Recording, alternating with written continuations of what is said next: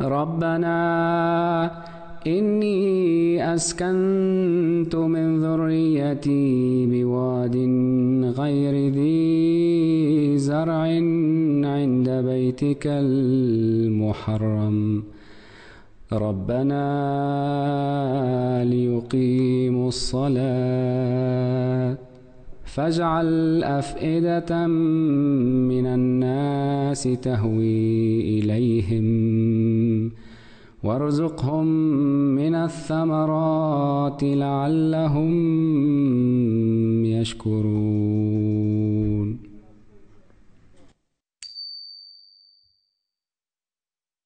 Muslim Television Ahmadiyya International extends the greeting of Ramadan Mubarak to all our viewers.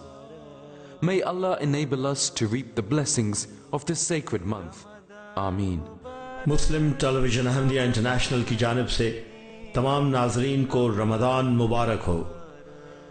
हमारी दुआ है कि आप इस बाबरकत महीना की बेशुमार फजीलतों और बरकतों के वारिस बने। आमीन। हज़रत मसीह मऊद अलैहिस्सलाम ने फरमाया, इस पूरा शोभ ज़माने में जबकि हर तरफ ज़लालत, गफलत और गुमराही की हवा चल रही है, तक़वा इख्तियार करें।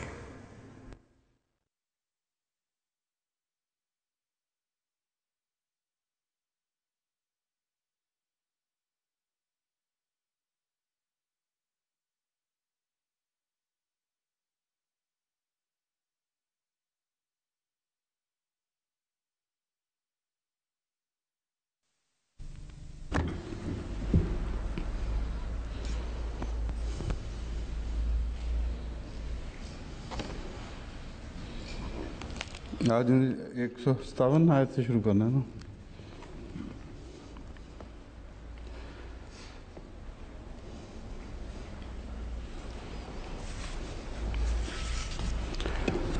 औज़ु बिल्लाहि मिनश शैतानिर रजीम बिस्मिल्लाहिर रहमानिर रहीम या अय्युहल्लज़ीना आमनू ला तकूनू कल्लज़ीना कफ़रू वक़ालू लिइख़वानिहिम इज़ा ज़रबू फ़िल अर्ज़ि लौ कानू गुज़्ज़न लौ कानू इंदना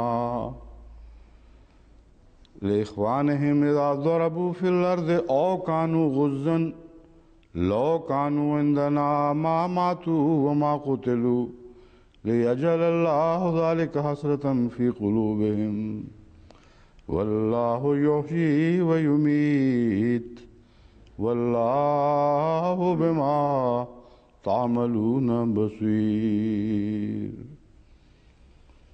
वलइन क़ुतिलतुम फ़ी सबीलिल्लाहि औ मुत्तुम लमग़फ़िरतुम मिनल्लाहि व रहमतुम खैरुम मिम्मा यजमऊन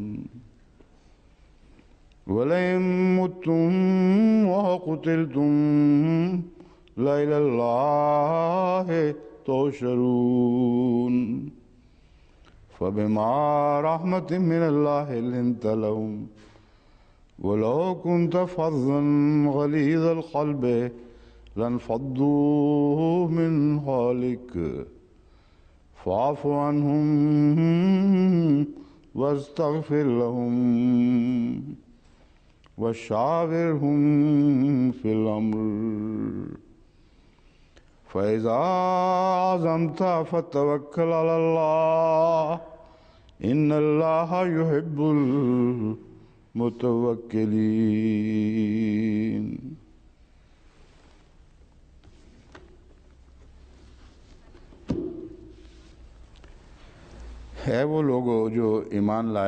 Le verset 157 de la sourate Al-Imran.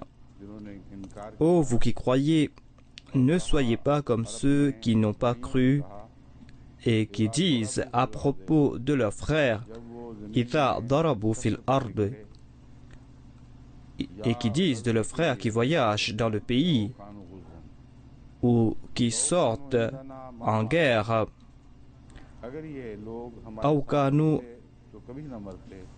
غزا لو كانوا عندنا ما ماتوا وما قتلوا. S'ils étaient restés avec nous, ils ne seraient pas morts ou n'auraient pas été tués.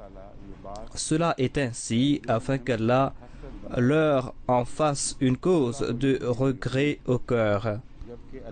Wallahu yuhyi wa yumit. Et Allah donne la vie et la mort. Wallahu bima ta'maluna basir. Et Allah est attentif à ce que vous faites. C'était donc le verset 157 de la sourate Al-Imran.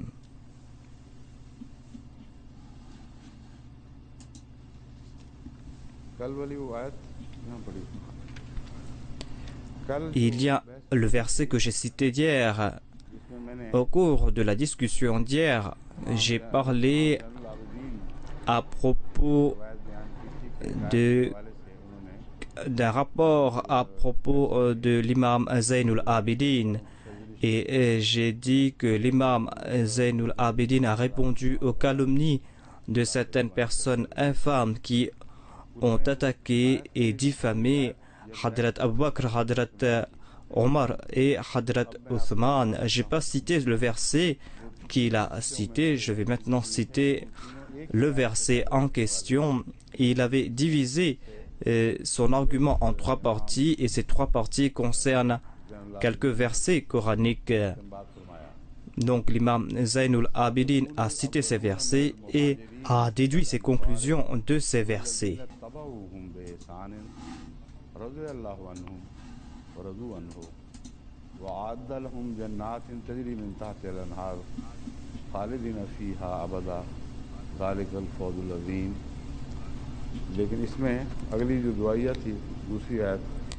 Mais je ne trouve pas mention de la prière qu'il a citée.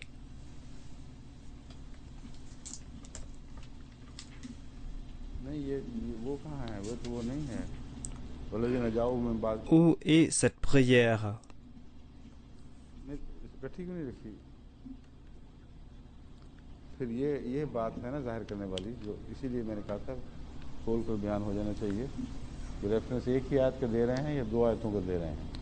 Donc, est-ce qu'il y a la référence d'un seul verset ou de plusieurs versets? De deux versets. Où est le verset de la sourate At-Tawbah et les versets de la sourate Al-Hashr?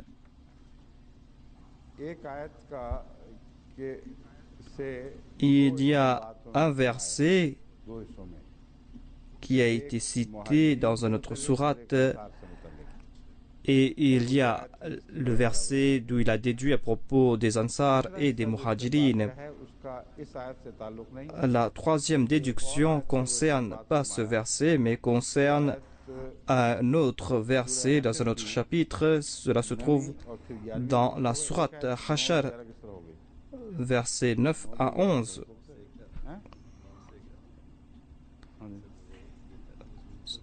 Du verset 9 à 11. Voilà le verset que je cherchais.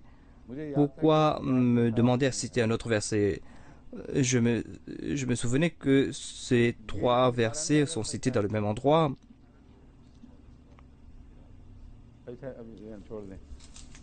Je vais lire tous les versets et je vais vous informer si cela concerne deux versets différents ou un seul groupe de versets. Ou est-ce que cela concerne les versets que j'ai cités auparavant?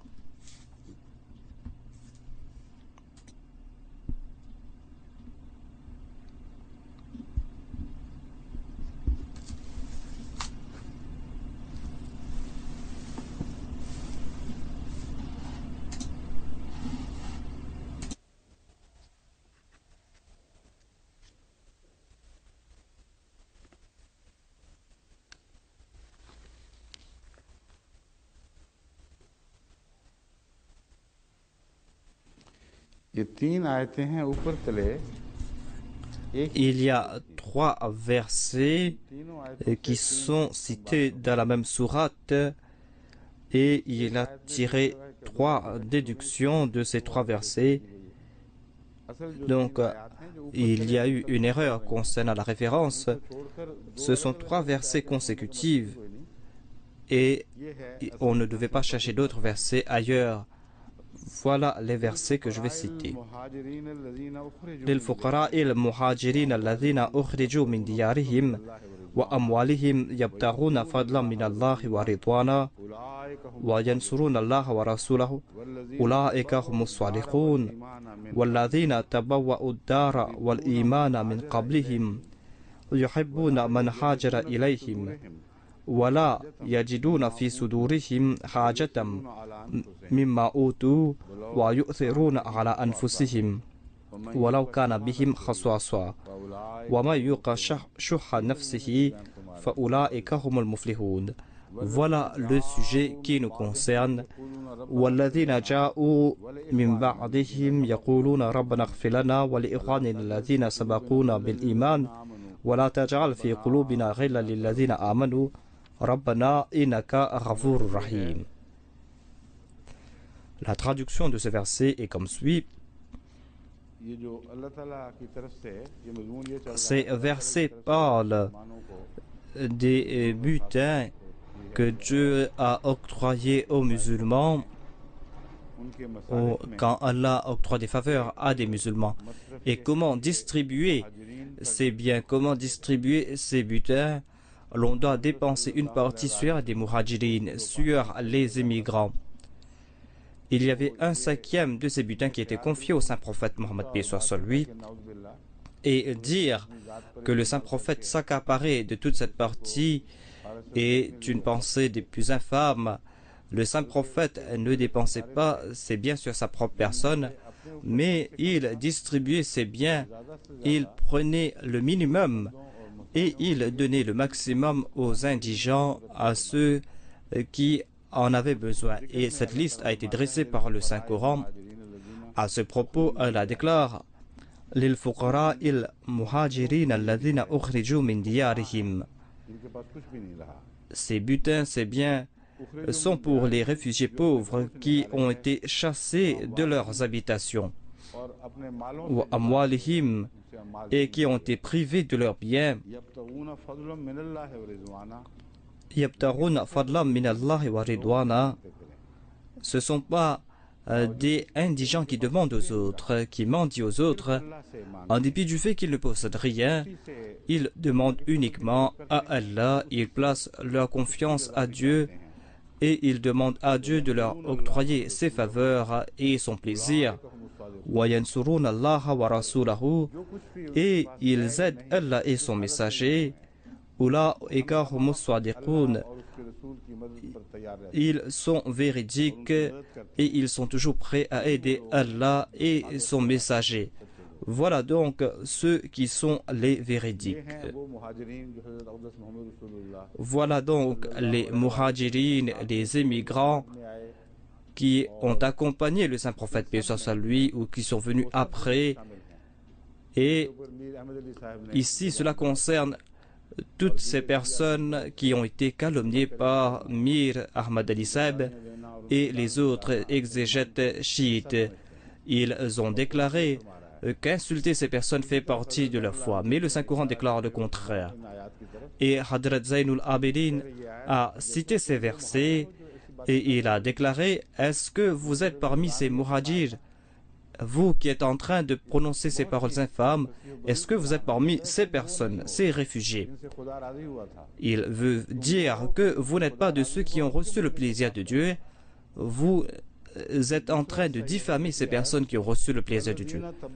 Ensuite, dans l'autre verset, il est dit وَالَّذِينَ تَبَوَّوُا الدَّارَ وَالْإِيمَانَ مِنْ قَبْلِهِمْ. Et ceux qui avaient établi domicile dans cette ville avant eux, ils avaient préparé leur maison et ils avaient accepté la foi avant. Cela veut dire qu'avant la venue de ces émigrants, ces personnes avaient déjà préparé leur maison et il y avait des vertueux parmi les habitants de Médine qui avaient, comme je vous ai dit, préparé leur maison pour accueillir ces personnes et ils avaient préparé leur foi et ils étaient prêts à servir ces immigrants. يحبون من هاجر إليهم. Ils aiment ceux qui sont venus à eux pour chercher refuge. Ils aimaient ces personnes. Ils ne considéraient pas ces personnes comme des fardeaux.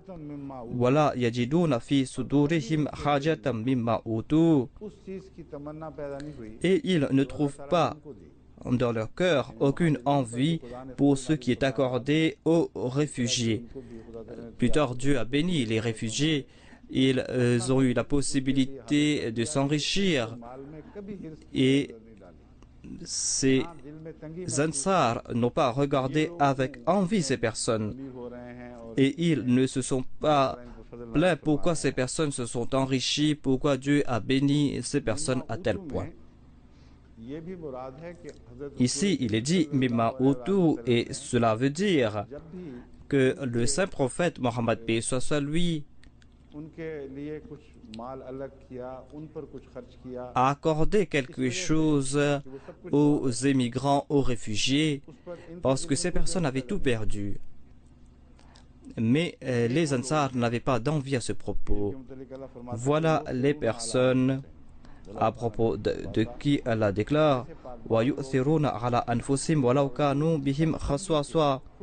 mais ces personnes donnent préférence aux réfugiés sur eux-mêmes, bien qu'ils soient eux-mêmes dans le dépourvu.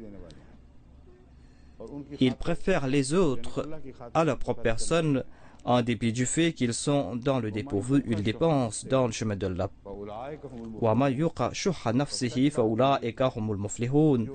Et quiconque est débarrassé de la convoitise de sa propre âme, ce sont ceux-là qui prospéreront. وَالَّذِينَ جَاءُوا مِنْ بَعْدِهِمْ. Après avoir cité ce verset, Hadrat Zainul Abidin, il y avait aussi, je crois, le nom de Zakia attaché avec son nom.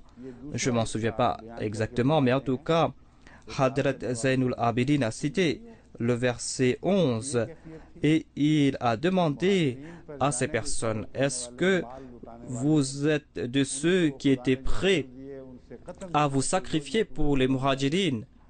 Êtes-vous de ceux qui ont tout donné en dépit du fait que vous êtes dans le dépourvu? Est-ce que vous vous êtes sacrifié pour ces personnes? Est-ce que vous avez dépensé vos biens pour ces personnes? Ils ont déclaré non, nous ne sommes pas parmi ces Ansar.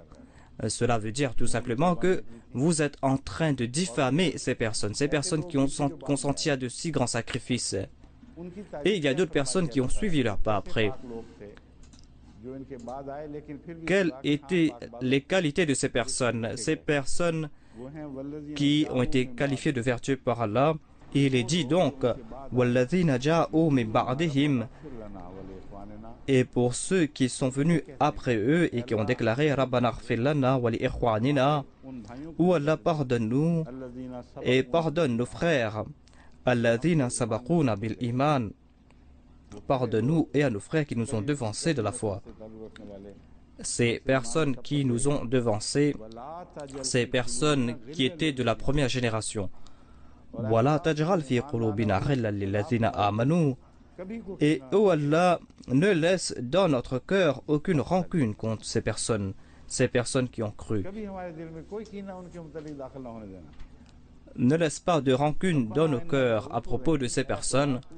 Rabbana innaka ra'ufur rahim. Oh Allah, oh notre Seigneur, en vérité, tu es compatissant, tu es miséricordieux. Hadrat Zainul Abidin s'est adressé à ces infâmes et il a déclaré, en tout cas, vous n'étiez pas de ces deux groupes de personnes. Est-ce que vous faites partie de ce troisième groupe de personnes? Il voulait les faire comprendre que vous avez accepté ces deux premiers témoignages. Vous n'étiez pas parmi les muhajirines ni parmi les ansar. Maintenant, je témoigne que vous n'êtes pas parmi ces troisièmes personnes. Vous avez diffamé ces personnes et vous avez nourri rancœur contre ces personnes. Voilà donc l'enseignement donné ici. Et voilà la chose qui va pouvoir unir la Ummah Muhammadiyya maintenant. Donc, vous devez abandonner ces discussions futiles, c'est-à-dire qui était fautif. On m'a posé bon nombre de questions à propos de ces guerres, à propos de ces batailles. Je leur ai dit d'oublier ces choses. Est-ce que les enfants doivent discuter qui était fautif parmi les parents? Na'uzubillah min dhalik. Toutes ces personnes étaient des personnes saintes, des personnes qui ont été présentées à Dieu. Et c'est Dieu qui va juger au jour de la résurrection. Ni moi, ni vous ne devons juger. On ne va pas les appeler, nous. Ensuite, après chaque siècle, ces choses se sont obscurcies davantage. Et maintenant, nous sommes venus 1400 ans après eux et il y a des rapports douteux. Et il y a des choses que sciemment les gens ont inventées. Et il y a des choses qui sont entrées sans mauvaise intention. Mais maintenant, après tous ces siècles, est-ce que nous allons juger ces personnes qui nous ont devancés de la foi? Est-ce que nous pouvons déclarer que ces personnes ont commis ces fautes? Est-ce qu'on doit insulter ces personnes? Ce sera le comble de la sottise et un suicide spirituel. Donc, du point de vue moral, il ne nous sied pas de discuter à ce propos. Même s'ils ont commis des fautes ou pas, nous devons confier cette chose à Dieu et nous ne devons pas parler à propos de ces dissensions du début de l'islam comme si vous êtes des juges en train de juger entre ces deux groupes. Certaines personnes me demandent ce qui s'est passé au cours de la bataille de Jamal, mais moi je déclare que je n'ai rien déclaré à ce propos. En tout cas, ces personnes font partie de ces trois groupes de personnes. Allah est le Malik et le Maître. Allah peut pardonner qui il veut et Allah peut châtier qui il veut. Mais en tout cas, nous n'avons pas la tâche, ni nous avons la possibilité, ni il nous le sied de juger ces personnes maintenant, 1400 ans après, et il ne nous sied pas de nous asseoir sur la chaise d'un juge et de juger ces deux parties. Voilà donc le point de vue le plus louable que je veux vous présenter. Vous devez vous attacher à ce point de vue. S'il y a des discussions, et dans certains cas, vous devez répondre à certaines personnes qui attaquent certaines personnes saintes dans l'islam. Et vous devez défendre jusqu'à un certain point. La djihad vous incombe pour défendre ces personnes, mais la djihad ne vous donne pas la possibilité d'attaquer l'honneur des autres personnes. Si vous avez pu défendre quelqu'un, vous devez vous arrêter là. Certaines personnes arrivent à commettre des erreurs dans ce domaine. Ils doivent faire l'istighfar, mais notre devoir à nous, c'est de faire le djihad, c'est de défendre ces personnes, mais nous ne devons pas dépasser ces bornes. Et dans certains cas, certaines personnes déclarent que Hadrat Aïcha a commis cette faute et ils lancent tel fatwa contre Hadrat Aïcha ou contre Hadrat Ali. Et ils déclarent que telle ou telle personne a commis cette ou cette faute. Et ensuite, ils déclarent qu'ils n'ont pas châtié les meurtriers de Hadrat Othman. Ce sont des discussions futiles et l'on ne doit pas tomber dans de telles discussions. Et la seule possibilité pour nous, c'est de défendre ces personnes si ces personnes sont attaquées. Nous devons jusqu'à un certain point défendre ces personnes saintes et nous ne devons pas attaquer l'honneur d'autres personnes. Voilà donc les trois versets qui ont été cités par Hadrat Imam Zainul Abidin. Et à propos de l'imam Baqir, il est dit qu'il a tiré ses conclusions de ces trois versets et il a répondu à des attaques des personnes qui diffamaient les compagnons de saint prophète, paix soit sur lui. Maintenant, je me tourne de nouveau vers le verset concerné.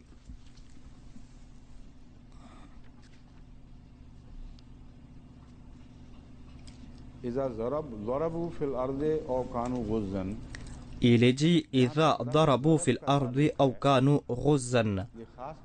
En ce qui concerne le thème ضربوا, je dois mentionner ici que les orientalistes chrétiens ont détourné le sens de darab et ils déclarent que darab signifie un voyage commercial uniquement et ils n'attribuent pas d'autre sens à ce terme darab. Par exemple, ils déclarent que les musulmans voyageaient que pour deux buts, soit qu'ils faisaient des voyages commerciaux ou soit qu'ils faisaient le djihad afin de piller les gens, afin d'avoir des butins. Ils n'avaient pas de troisième objectif au cours de leur voyage. Et ils disent que darab signifie tout simplement voyager pour faire du commerce ou commercer. Où est la référence de M. Weri et à la référence de Bell?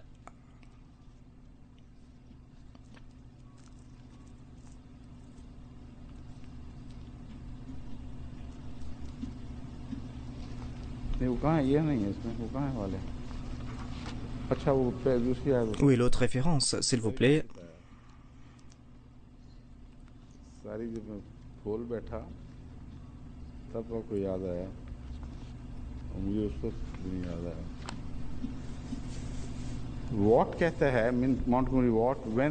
Monsieur Watt déclare, lorsqu'il voyage pour le commerce,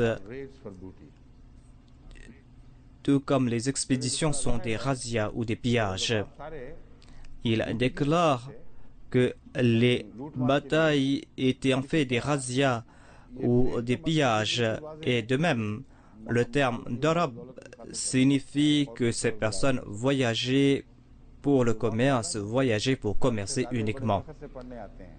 Et des princes arabes viennent étudier chez M. Watt en toute fierté, et il est dit qu'il est un orientaliste impartial, un orientaliste de la nouvelle génération.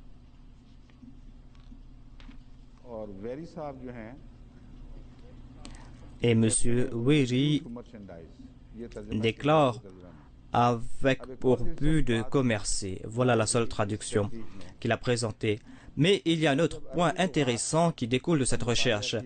Quand j'ai étudié les dictionnaires arabes, j'ai constaté que ceux à qui j'ai confié cette tâche ont déclaré que les dictionnaires déclarent que le terme d'arabe signifie commercer uniquement. Mais moi, je déclarais que c'est impossible. Et quand ils m'ont présenté les dictionnaires, j'ai vu que c'était les deux dictionnaires préparés par les chrétiens, Lain et Munjad. Et ces deux dictionnaires soutiennent les orientalistes, alors qu'on considère ces dictionnaires comme des dictionnaires de grand renom. Ils ne mentionnent pas tous les sens du terme d'arabe et ils ne présentent pas les sens présentés par les autres dictionnaires arabes. Les dictionnaires mentionnent tous les sens. Ils disent que d'arabe a plusieurs sens. Regardons par exemple le Munjad et le Lain. Munjad et Lain ne mentionnent pas tous les sens du terme d'arabe. Ils disent que d'arabe signifie tout simplement commercer. Alors que les autres dictionnaires, et parmi lesquels il y a le dictionnaire Mufradat de l'imam Raghib, il déclare que darab signifie n'importe quel voyage. L'imam Razi a mentionné un autre point intéressant à ce propos. Et il y a le Aqrabul Mawarid qui déclare Daraba fil ardi darbanan, voyager pour commercer, voyager ou partir quelque part, voyager ou éviter les troubles. Il déclare que le voyage qui est cité ou qui découle du terme darab signifie voyager pour commercer, ou voyager pour accomplir un djihad quelconque. Et cela signifie aussi asra, partir rapidement dans un endroit ou d'un endroit, ou partir tout simplement.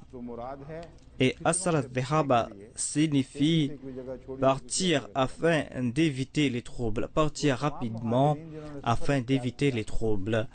Donc, tous ces muhajirines qui ont quitté la Mecque, ils sont partis afin d'éviter les troubles. Ils ont tous quitté derrière eux, ils ont sacrifié leurs biens, ils ont tout abandonné pour éviter les troubles. Cela nous fait comprendre que les orientalistes sont liés par une clique. Leur inimitié est basée sur un complot contre l'islam et ce complot est très profond. Je ne sais pas pourquoi les musulmans sont assis sans rien faire.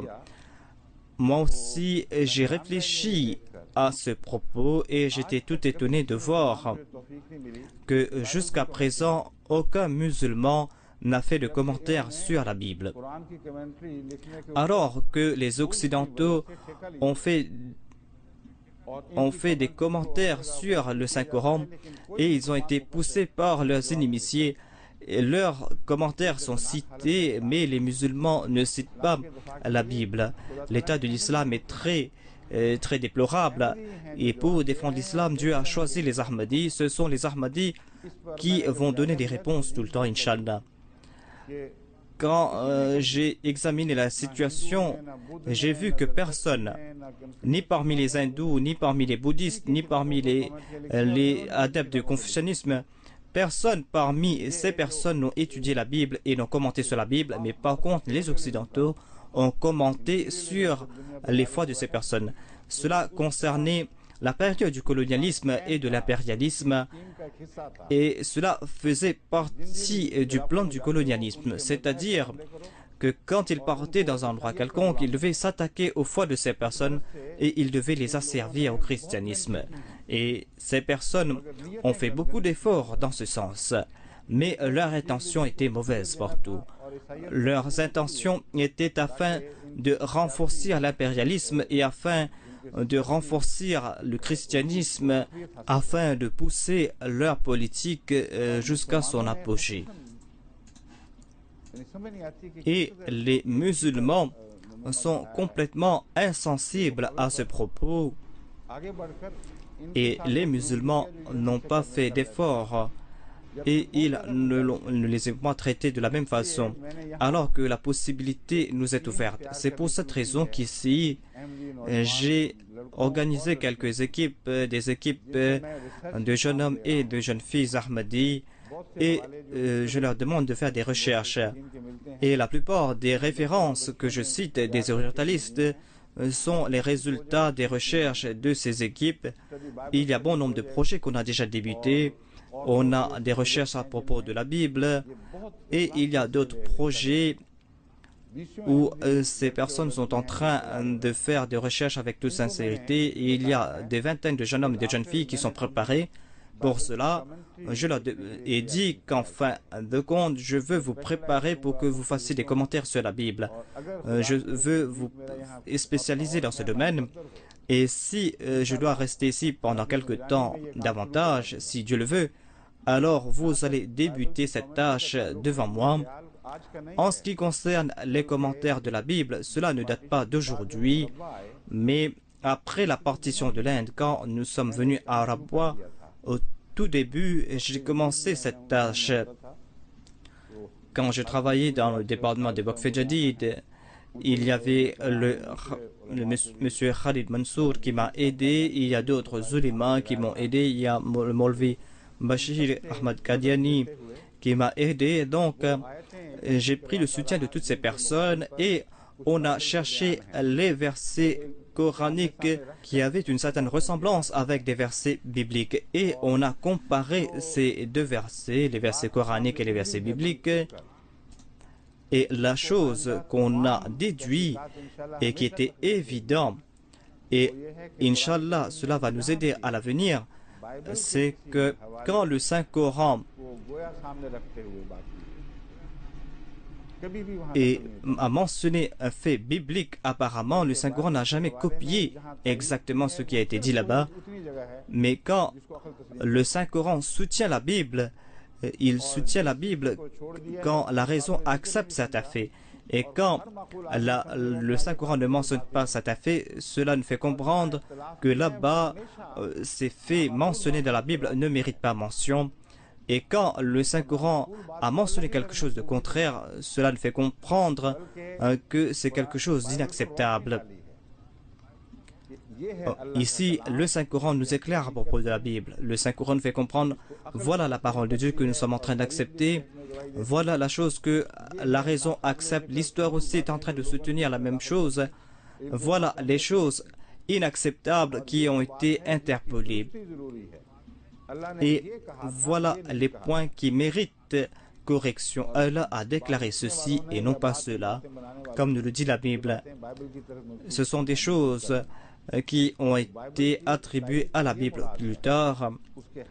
Donc voilà ce qui veut dire soutenir la Bible. Il faut soutenir la vérité que l'on trouve dans la Bible. Il faut enlever les interpolations que l'on trouve dans la Bible. Et c'est là le plus grand service que l'on pourra rendre à la Bible. Et à ce propos, quand j'ai poussé mes recherches, j'ai vu ces trois formes de comparaison et l'on doit faire des recherches à ce propos. On doit les faire comprendre ce qu'ils sont en train de faire avec la Bible sacrée et quelle est la vérité derrière la Bible. Et le Saint-Coran est en train d'éclairer la Bible et à la lumière du Saint-Coran, l'on comprend ce que nous dit la Bible. Donc, on a fait des études à ce propos. Je veux faire cette annonce ici et je suis en train de faire cette annonce pour cette raison, car dans bon nombre de pays, nous n'avons pas encore débuté ces tâches et des chrétiens ont commencé ces tâches dans ces régions. Et quand on doit étudier la Bible, cela veut dire que cette recherche doit être très vaste. Tout comme ces personnes ont étudié les exégètes musulmans, mais il y a une différence entre nous et les autres et je dois attirer votre attention vers cette différence. Quand ces personnes ont étudié les exégètes musulmans, sans aucune exception, ils ont toujours choisi des exégètes qui étaient d'origine douteuse ou des personnes qui ont attribué des idées farfelues à l'islam. Et quand ils ont choisi des biographes, ils ont toujours choisi des biographes qui ont rapporté des choses douteuses ou des choses farfelues. Et ils tiraient leurs conclusions de ces idées complètement farfelues. Voilà leur méthode à eux, mais les Ahmadis doivent marcher sur les voies de la taqwa, ils doivent faire des recherches avec honnêteté et ils doivent attraper la vérité et présenter la vérité et ils ne doivent pas perdre leur temps avec des allégations farfelues. Et on doit les enseigner comment faire la recherche. On ne doit pas apprendre à faire la recherche avec ces personnes. On ne doit pas adopter ces mêmes méthodes abjectes. Et deuxième point que je voulais mentionner ici est que, comme je l'ai déclaré auparavant, on doit commencer ces recherches dans différents pays. Et dans différents pays, il y a eu des orientalistes. Ils ont commencé ces tâches dans différents pays arabes. Ils ont fait ces recherches en Égypte.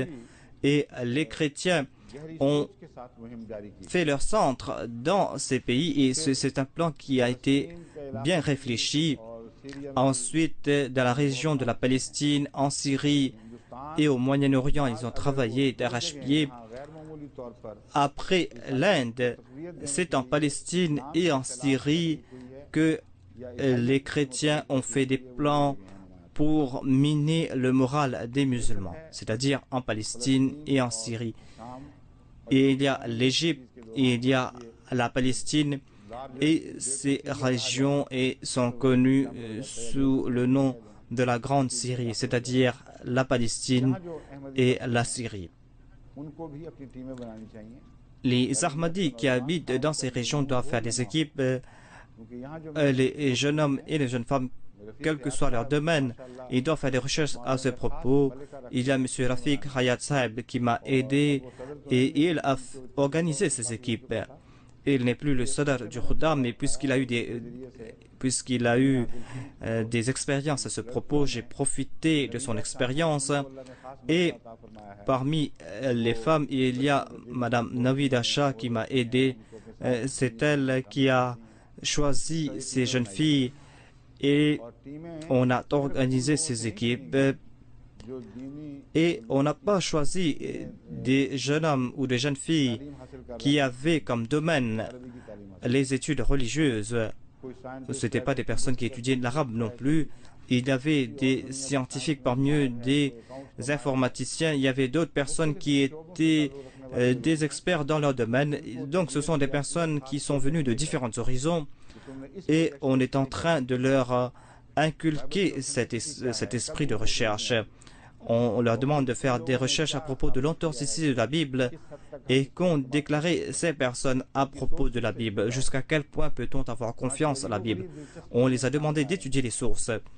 Donc, on a vu des choses très intéressantes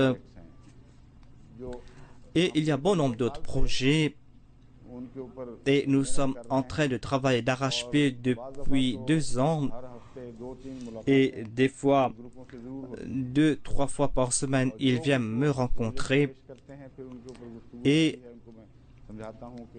je parle avec eux à propos de ces projets et je leur demande d'adopter telle ou telle méthode ou de suivre telle ou telle voie.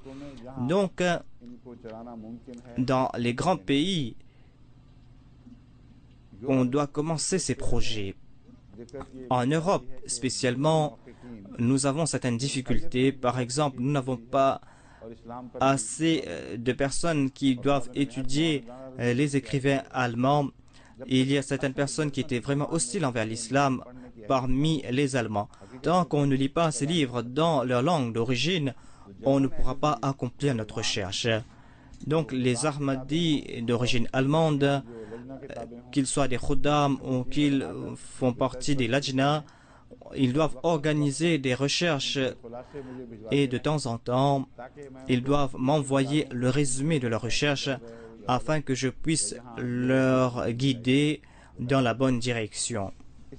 Il y a aussi bon nombre d'ouvrages qui ont été écrits en français concernant l'islam et ils ont lancé des attaques très hostiles contre l'islam, mais il se trouve aussi des personnes imbues de justice parmi les Français et ils ont fait des recherches très profondes concernant le christianisme aussi et concernant l'islam. En Italie aussi, ils ont fait pas mal de recherches en islam. Ensuite, il y a les bibliothèques russes à Moscou et ces bibliothèques russes contiennent tous les ouvrages classiques du monde entier. Les Ahmadis qui sont en train d'étudier la langue russe ou qui habitent dans cette région doivent partir là-bas et faire des recherches dans ces bibliothèques. On a fait des recherches à propos de la foi Baha'i et nous avons compris que la foi Baha'i a débuté avec le bon vouloir des services secrets russes. Et cela ne concerne pas l'Occident, c'est-à-dire les pays européens, mais cela concernait les Russes. Il y avait une personne qui était postée dans une ambassade en Iran et qui guidait les gens et ils ont poussé ce mouvement Baha'i. Et parmi eux, au début, il y a eu des scissions et ces scissions étaient en raison des différences entre eux et ses représentants russes. Il y avait Yahya qu'on qualifiait de Nukta et il y avait Baha'u'llah qui était qualifié du deuxième nom d'Allah. Donc, il y a eu une scission entre ces deux frères et ce sont les Russes qui étaient derrière tout cela. Ensuite, cette personne est partie là-bas et il a présenté son rapport en russe et c'est un rapport qui a été publié dans leurs journaux. Et maintenant, après les recherches, on a pu tomber sur ces anciens articles. On a vu ces références et maintenant l'on doit devoir pousser nos recherches davantage.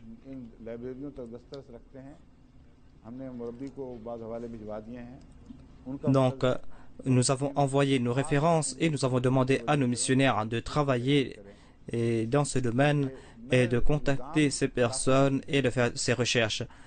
Car il ne suffit pas de faire des allégations. Il ne nous sied pas de suivre des allégations ou de rejeter certaines recherches suite à des allégations. L'on doit faire des recherches profondes concernant ces allégations et l'on doit pousser loin nos recherches. Et voilà ce que l'on qualifie de déduction. L'on doit chercher la vérité. Le Saint-Coran déclare que vous devez confier ces choses à des personnes qui peuvent juger avec taqwa et qui peuvent déduire ce qui se passe exactement. Donc je vais voir cela en vous. Allah vous a présenté comme des croyants et vous devez posséder ces qualités. Donc ceux qui m'écoutent en Russie doivent faire ces recherches dans leur région, ils doivent profiter des bibliothèques et doivent pousser leurs recherches. L'on ne va pas trouver d'ouvrage en espagnol car l'Espagne s'est démarquée de l'islam dès le début, mais les tâches qu'ils ont commencées après concernent la période d'après l'exode des Juifs en Espagne. Ces Juifs qui ont quitté l'Espagne avec les connaissances qu'ils avaient acquises avec les musulmans. Celle aussi est un produit de cette époque. Après le XVe siècle, il y a eu l'exode des Juifs. Les Juifs ont été chassés de l'Espagne. Ils ont subi des exactions, certes, mais il y a eu une exode des Juifs de l'Espagne. Après cela, les Juifs ont profité de l'enseignement qu'ils avaient reçu des ulémas musulmans. Ces Juifs ont transmis ces connaissances aux Occidentaux. Ils sont arrivés tout d'abord en France, ensuite en Allemagne et ensuite dans d'autres régions. Ils ont répandu ces connaissances. Et durant cette période, sont nés les orientalistes qui étaient hostiles envers l'islam. Ils déclarent ou ils croyaient que les musulmans étaient des gens obtus et ils avaient peur, attention, que l'islam puisse influencer l'Europe. Donc, ils ont réagi violemment et les prêtres ont commencé des complots contre l'islam. Tous les orientalistes qui naquirent durant cette période étaient des produits de l'Église. Donc on doit faire des recherches à ce propos. J'ai mentionné ces faits en passant et je voulais vous donner des conseils à ce propos. Je vous demande de faire des recherches ici. Il a été décidé que c'est nous qui devons répondre à ces attaques. Cela a débuté avec le Messie premier, l'Islam, et il a poussé ses recherches jusqu'à son apogée. Il a répondu aux attaques de toutes ces personnes et durant sa vie, il a répondu à toutes ces attaques. Il est dit à propos du Messie premier, l'Islam, il a reçu cette révélation. Antal Sheikhul Masih, Anta Sheikhul Masih, la yudiru waqtahu. Tu es ce Messie, ce cheikh qui ne perd pas son temps. Tu as utilisé tout ton temps pour servir l'islam. Donc, tu es le serviteur de ce Messie et lui tout seul, il a commencé cette tâche. Maintenant, vous ne devez pas abandonner cette tâche. Au contraire, vous devez entrer dans cette nouvelle période où, à grande échelle, dans tous ces pays où on est en train de faire des complots contre l'islam, vous devez répondre à cette attaque et nous devons pousser nos nouvelles générations à faire ces recherches. Et cela va résoudre nos problèmes de tarbiya, de réforme religieuse. Si on ne s'occupe pas de ces enfants, ils vont dire que nous ne savons pas quoi faire. Maintenant, ces jeunes hommes et ces jeunes femmes sont accros de recherche. D'autres personnes sont accros de la drogue, sont accros d'autres choses et d'autres plaisirs, mais ces personnes sont accros de servir à la religion. Et ils ont abandonné toutes leurs tâches et ils disent que vous devez prier pour que nous passions nos examens, car nous ne nous occupons pas de nos études. Voilà donc les sentiments que l'on trouve parmi ces jeunes hommes et ces jeunes filles. Les jeunes hommes d'Amérique et les jeunes filles d'Amérique doivent étudier cela. Wiri était un Américain.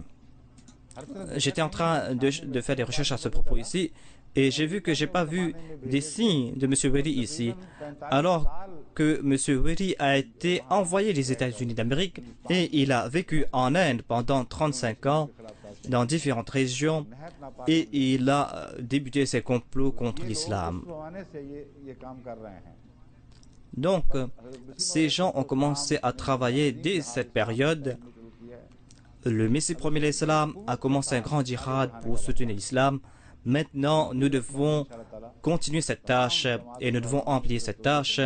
Donc, j'espère que tous les jeunes hommes et les jeunes filles de la Jamaat vont étudier ces faits, quel que soit leur domaine. Et tout ce que nous avons vu dans la Jamia ou tout ce que nous avons étudié dans la Jamia sont les résultats des recherches du Messie premier l'Islam. Ce qui a été fait après a été fait beaucoup plus tard, mais ici, on ne va pas se contenter des recherches d'une seule personne, mais il y a plusieurs avenues qui s'ouvrent devant nous et nous avons besoin de différentes équipes. Donc, nous avons besoin des Ahmadis allemands pour étudier les ouvrages allemands. Nous avons besoin des Ahmadis francophones pour étudier les ouvrages français et nous devons pousser nos recherches. Nous devons pousser nos recherches concernant la Bible, comme je vous ai dit. Nous devons les faire comprendre dans leur langue que signifie le tafsir, c'est quoi l'exégèse. Et ensuite, s'ils ont attaqué l'islam, on doit noter ces faits et vous devez me demander conseil à ce propos et moi je vais vous informer quelle réponse donner et comment répondre et où trouver les réponses.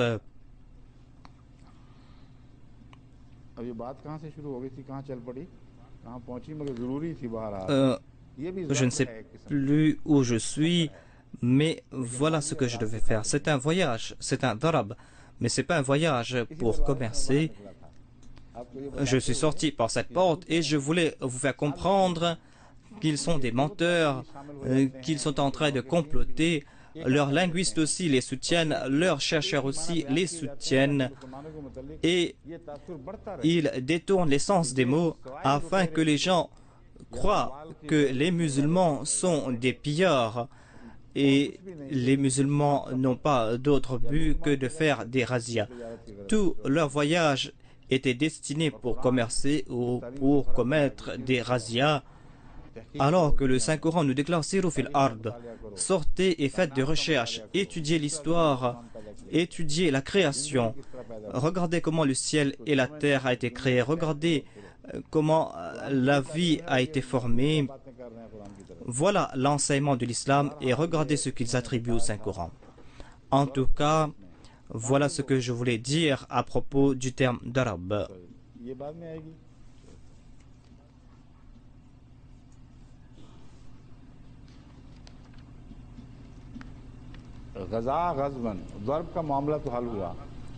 Il y a le terme Ghaza, Ghazwan. J'ai déjà résolu le terme darab. Ghaza signifie avoir l'intention de faire quelque chose. À la base, cela signifie avoir une intention quelconque. Quand on applique ce terme dans le domaine islamique, le terme Ghaza signifie la bataille ou une bataille dans laquelle avait participé le saint prophète Mohammed, paix soit sur lui. On qualifie cela de Ghazwa et ces batailles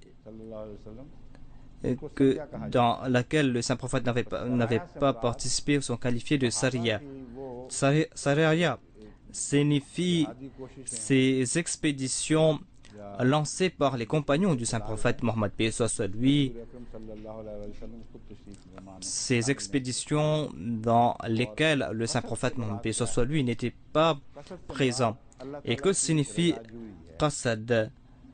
Qasad signifie avoir le plaisir de Dieu, chercher le plaisir de Dieu. Voilà ce que signifie le djihad. On fait le djihad pour avoir le plaisir de Dieu. Et si vous avez la suprématie ou si vous êtes vaincu, quelle que soit la situation, si vous sortez pour faire le djihad et pour avoir le plaisir de Dieu, tous vos voyages ont des intentions et Ghazwa signifie avoir le plaisir de Dieu.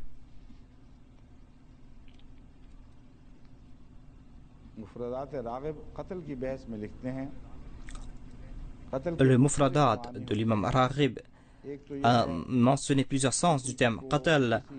Tout d'abord, il dit que Qatal signifie tuer quelqu'un.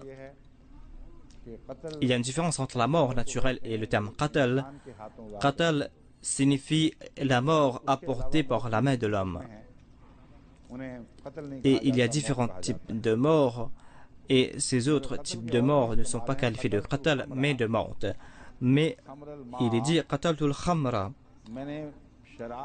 Khamra al-ma, j'ai mis de l'eau dans le vin. C'est-à-dire j'ai dilué le vin. Ici aussi, les gens ajoutent de l'eau dans le thé. Et ils tuent le thé. Ils veulent augmenter le thé. Et si il y a un grand nombre d'invités, on ajoute de l'eau dans la soupe aussi. C'est une façon de tuer la soupe.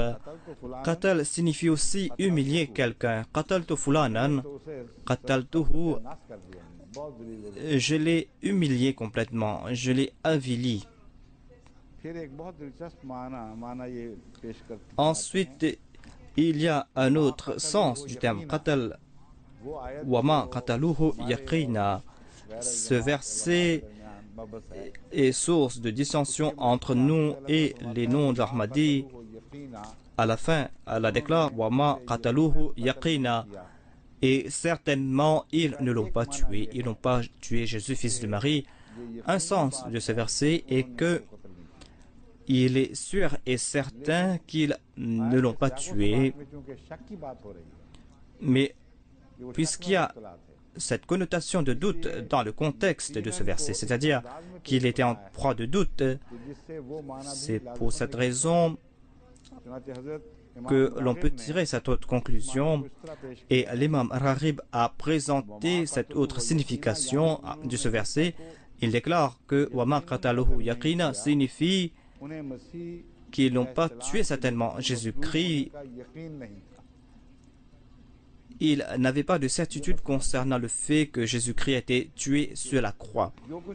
Voilà donc une autre conclusion, c'est-à-dire ils étaient en proie au doute. Ils ne savaient pas s'ils avaient tué ou pas Jésus-Christ. Voilà ce que veut dire le Saint-Coran. C'est-à-dire, vous croyez qu'il a été tué, mais c'est complètement faux. Même ceux qui étaient présents à l'époque ne savaient pas ce qui s'est passé. Alors vous, comment allez-vous savoir? Et ces deux groupes seront toujours dans les doutes. Le Saint-Coran n'a pas parlé des Juifs seulement.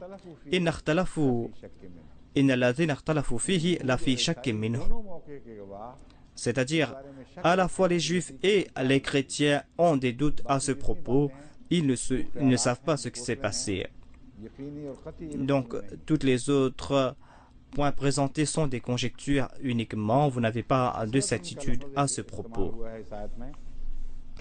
Il y a le terme hasratan. Hasrat signifie regret. Hasrat signifie dévêtir quelqu'un ou enlever le voile.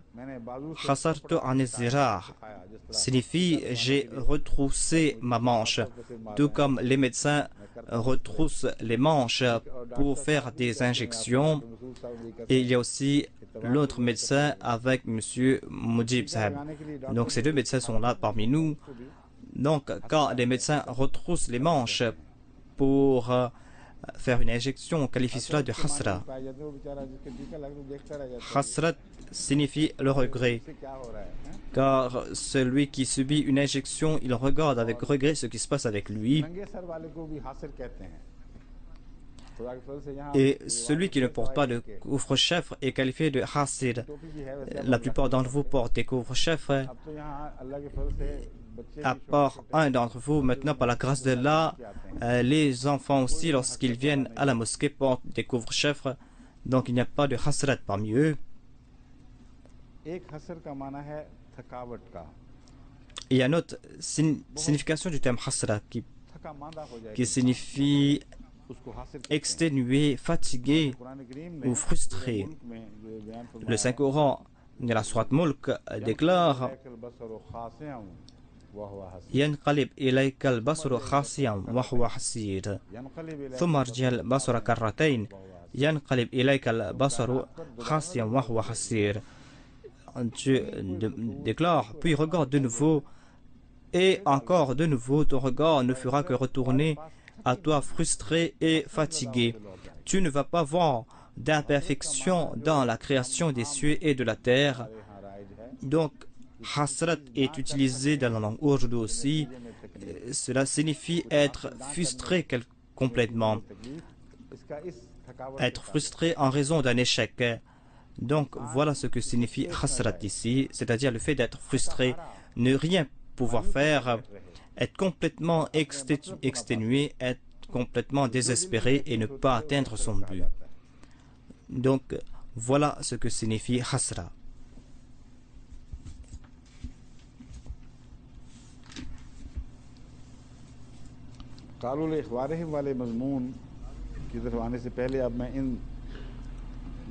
Avant de me tourner vers ce verset, je vais citer de nouveau les termes utilisés et je vais vous éclairer à propos des sens.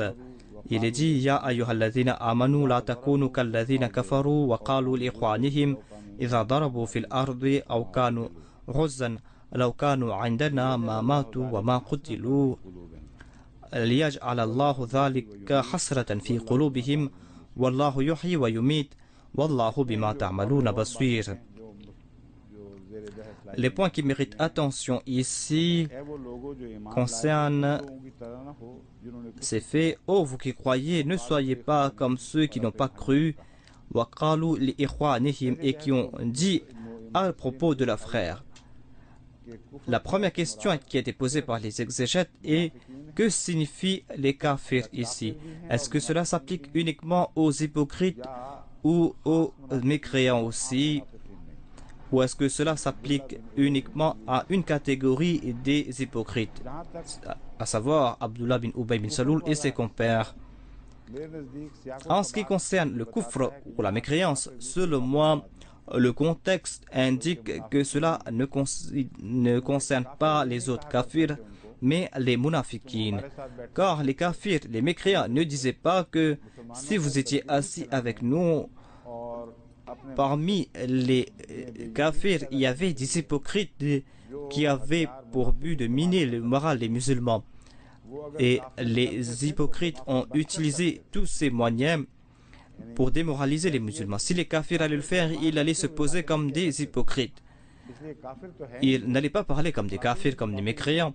Donc ils étaient en fait des mécréants. Les hypocrites sont des mécréants, oui, mais ils se posent comme des musulmans et ils viennent insinuer des choses, et de l'intérieur ils essayent de démoraliser les musulmans. Kalladhina kafaru wa qalu li ikhwanihim signifie que ikhwan concerne leurs partisans, mais cela n'est pas exact, car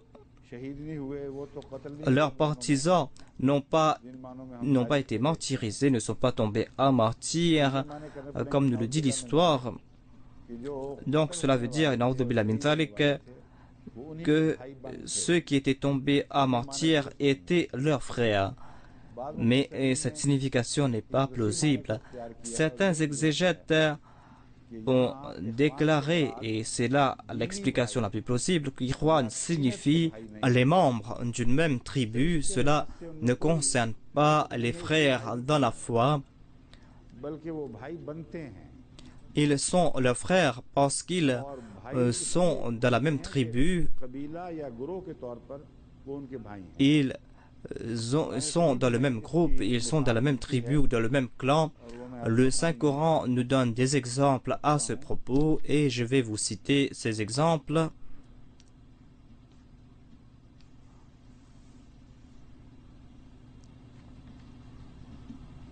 जैसा कि हजरत हूद के Tout comme à propos de Hadrat Hud, wa ila adin akhahum Huda, का भाई हूद भेज et nous avons envoyé vers le peuple d'Ad leur frère Hud, wa ila Thamudin akhahum Saliha, et nous avons envoyé vers Thamoud leur frère Salih. Donc si l'on pense que अंबिया पर बड़ा frère signifie le frère de la foi, ce sera un outrage au prophète de Dieu. Ici, cela signifie les membres d'une même tribu, उनकी et वादे निशानदेही फरमा दी गई ces personnes avaient déclaré ici qu'ils étaient les personnes du même tribu. Abdullah bin Ubay bin Saloul et ses compères ne considéraient pas comme les muhajirines, comme leurs frères. उनसे हसद रखते थे तकलीफ Ils avaient de l'inimitié envers ces personnes et ils étaient anxieux parce que ces personnes sont venues de l'extérieur. Le terme frère ici s'applique aux habitants de Médine, c'est-à-dire les gens d'origine médinoise, ces Ansar qui étaient les serviteurs de Dieu, ces personnes qui ne pouvaient être influencées par Abdullah bin Ubay, mais il y avait des faibles parmi eux. Il y avait certaines personnes qui avaient fait le pacte de servir l'islam ou de défendre les musulmans.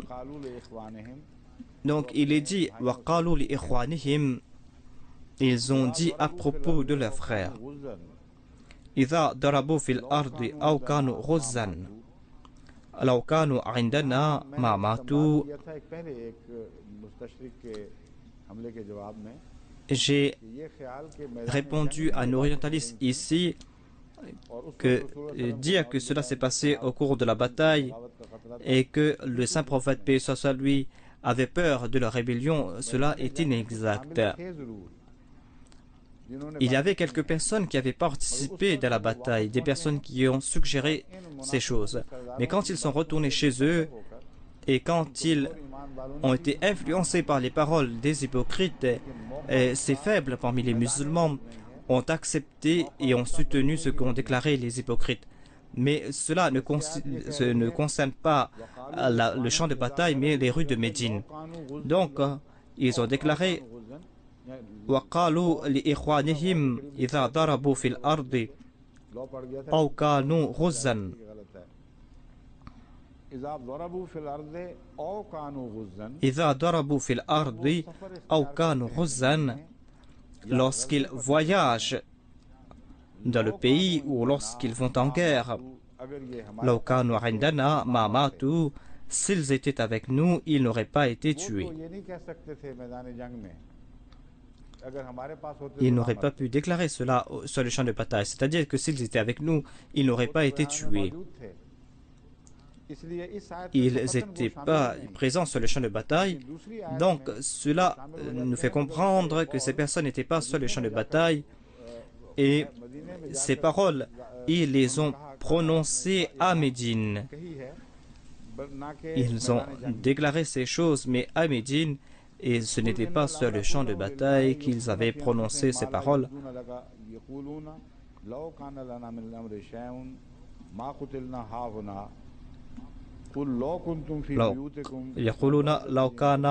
من الأمر شيء ما قتلنا هاهنا قل لو كنتم في بيوتكم لبرز الذين كتب عليهم القتل. Donc, ils ont déclaré que nous n'aurons pas été tués ici. Mais la traduction et la réponse est que toutes les décisions appartiennent à Allah.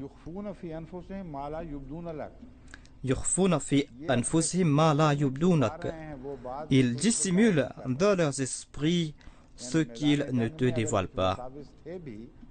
Sur le champ de bataille, même s'ils avaient des doutes, ils ont dissimulé ces doutes et ils n'ont pas dévoilé ces doutes. Mais lorsqu'ils sont retournés à Médine, ils ont été influencés par les chefs des hypocrites et ils ont déclaré Law kana lana min al-amri shay'un ma qutilna hahuna. Ils ont déclaré, mais en retournant à Médine, cela concerne le champ de bataille, mais ils n'ont pas prononcé ces paroles là-bas sur le champ de bataille. Puisqu'ils étaient là-bas sur le champ de bataille, c'est pour cette raison qu'ils ont déclaré nous n'aurons pas été tués là-bas. Mais Allah répond Qul law kuntum fi buyutikum, même si vous étiez restés chez vous, ceux à qui le combat a été commandé se seraient mis en avant et ils auraient trouvé la mort dans ces endroits sur le champ de bataille. Maintenant, je me tourne vers le verset 157 de nouveau. C'était le verset 155 que j'avais cité. Il est dit Ya ayyuhalladhina amanu la takunu kalladhina kafaru wa qalu li ikhwanihim. Ceux qui ont dit à leurs frères ou à leurs concitoyens, et ils ont déclaré à leurs concitoyens, tout comme je l'ai déclaré à propos des prophètes, et Salih appartenait au peuple de Salih de Thamoud. Il est dit donc إِذَا ضَرَبُوا فِي الْأَرْضِ أَوْ كَانُوا غُزًّا, ou s'ils sont partis en guerre. Donc le terme Razwa techniquement s'applique à une bataille dans laquelle le saint prophète paix soit lui avait participé. Le terme arabe signifie sortir quelque part pour un but. Donc ici, le terme Razwa ne signifie pas cette bataille où avait participé le saint prophète paix soit lui, mais Rosa signifie sortir pour une expédition. Mais l'imam Razi a présenté un autre point intéressant. Il déclare que le terme darab est une forme de djihad pour la cause de Dieu. Et la différence entre ce darab et rozwa, il déclare que rozwa signifie une petite roza et cette expédition pour le djihad. Mais le darab n'est pas un voyage court, mais un long voyage. L'imam Razi pense que Dieu a mentionné le même sujet dans deux termes différents et il veut nous faire comprendre que même si votre djihad concerne un voyage court, tout comme ce fut le cas pour la bataille de Uhud, ou si vous devez voyager pendant longtemps comme pour l'expédition de Tabouk, donc dans les deux cas, vous sortez pour servir Dieu, pour le djihad, et ces personnes sont tuées, sinon les commerçants ne sont pas tués au cours de leur voyage. Ici, dans les deux cas, cela concerne les gens qui sont sortis pour des expéditions, qu'ils portent pour des longues ou de petites expéditions. S'ils étaient restés avec nous, ils ne seraient pas morts ou n'auraient pas été tués. La mort est liée avec darab fil ard et le terme qatal est lié avec razwa. La question est pourquoi est-ce qu'on a lié la mort avec le terme darab? Est-ce qu'ils pensent que lorsque les gens sortent pour faire un voyage, ils ne sont pas tués ou ne décèdent pas? Ici, le terme darab signifie les voyages périlleux et les gens peuvent mourir de ces voyages. S'ils font face à de grandes difficultés, et nous l'avons vu au cours de la vie du saint prophète Mohammed paix soit sur lui.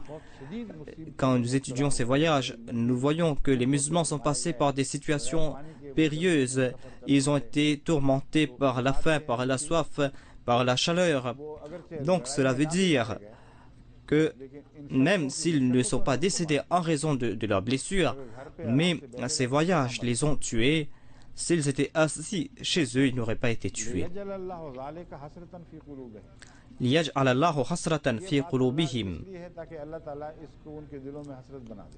Cela est ainsi afin qu'Allah leur en fasse une cause de regret. J'ai étudié les mufassirin et nous voyons qu'ils sont embourbés ici concernant le terme hasrat. Ils ne comprennent pas pourquoi est-ce qu'ils sont en proie de la déception. Et jusqu'à présent, je n'ai pas vu de commentaires acceptables. Ils ont été déçus parce que leurs efforts ont été frustrés. Allah a déclaré que vous pouvez partir, vous pouvez faire ce que vous voulez, mais les serviteurs de Dieu et les serviteurs du Saint-Prophète, paix soit lui, auront le succès et vous ne pourrez pas arrêter leurs efforts. Voilà la déception qui les tourmentait. Donc Allah déclare que nous leur donnons la liberté. Ils peuvent prononcer de telles paroles afin que tout le temps ils soient frustrés et afin qu'il n'ait pas de contrôle sur les serviteurs de Dieu. Et en ce qui concerne le fait qu'ils ne meurent pas, Allah déclare Wallahu yuhyi wa yumit. C'est Allah qui donne la vie ou la mort. Wallahu bima ta'maluna basir. Et Allah est attentif à ce que vous faites.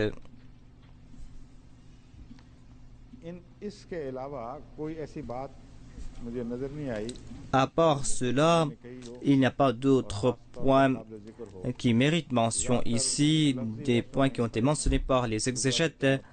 Ils ont présenté l'essence des termes rozwa et qatl. À propos de Hasrat, il déclare que Hasrat signifie le fait que les parents des victimes ont été déçus et ils ont pensé que s'ils n'étaient pas partis, alors ils seraient en vie. C'est là un concept tout à fait erroné. Il n'y a point de vérité ici. Les compagnons du Saint-Prophète, paix soit lui, qui sont tombés à mentir, leurs parents étaient fiers de cela et de génération après génération, ils ont déclaré que nos parents ou nos aïeux sont tombés à mentir. Hasrat signifie le fait d'être frustré, le fait d'être déçu.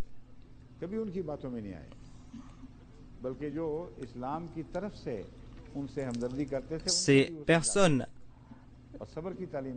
qui les encourageaient disaient que nous sommes contents et cette histoire est répétée aujourd'hui aussi.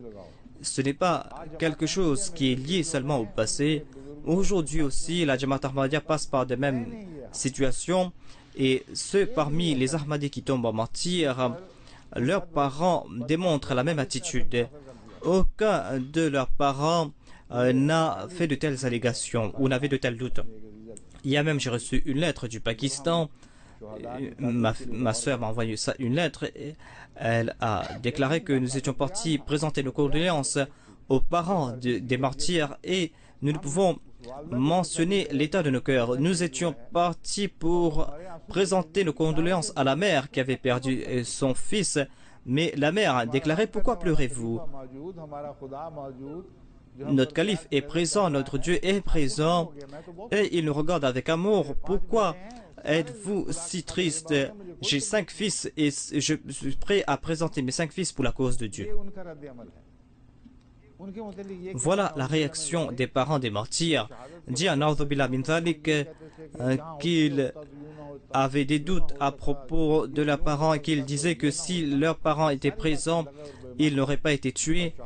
Toutes ces histoires sont futiles et c'est là une allégation contre les parents des martyrs. J'ai étudié la vie des parents des martyrs avant le califat et après, et jamais aucune de ces personnes ne s'est réagi comme cela.